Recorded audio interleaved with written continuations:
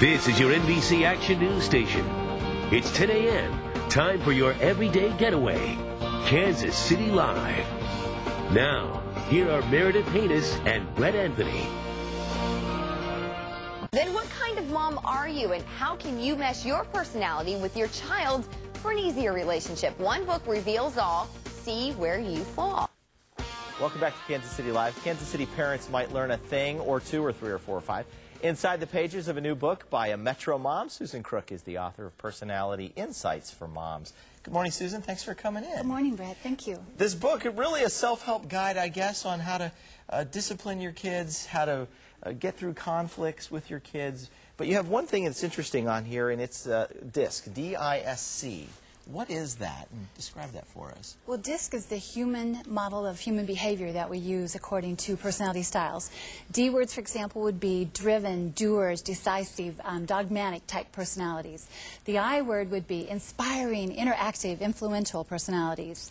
S would be sweet, status quo, supportive, kind of shy, and C would be more calculating, cautious, conscientious personality styles. And you're saying that each child has one of those personality styles, but each parent has a personality style like that. Yes, actually we have all four, a blend of all four, but we usually have one primary and a secondary that kind of stands out more than the others. Now, does that get us into those conflicts with our children? Oh, yes. If like my wife's an I and my oldest is an I, will they butt heads more often? Well, they can, because eyes love the spotlight. But also they can have a great relationship because they're very interactive and they like to have fun together. So if you have an I child, and they want to have a lot of fun in their life. But if you're not an I, you're more the C, which is calculating and conscientious, you might be more apt to follow rules, have things done correctly in your life, and have plans and details.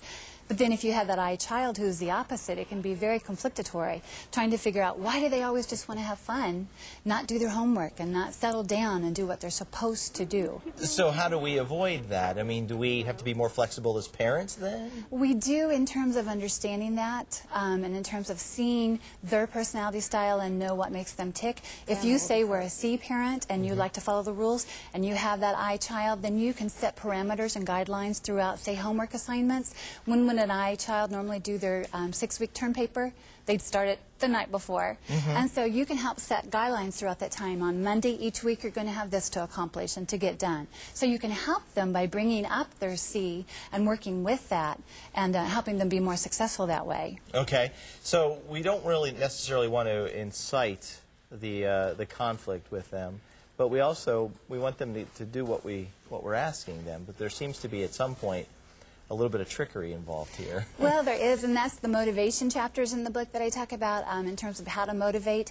If you have a child that is a D, they're very determined, they love conflict, they love competition, and so you can get a D child to cooperate maybe and motivate them by having a game, having that competition. Who can be there first? Who can get our pajamas on first type thing. You can have races or whatever. Okay.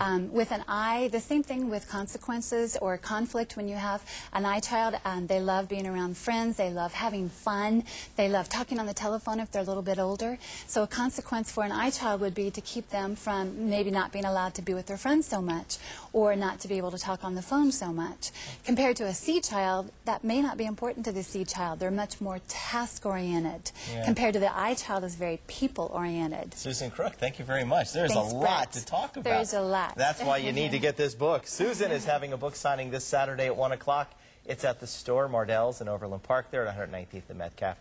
Copies of the book are just $13.95. But we've got a special copy for one viewer right now. The 8th caller to 816-576-7141 will get their own autographed copy.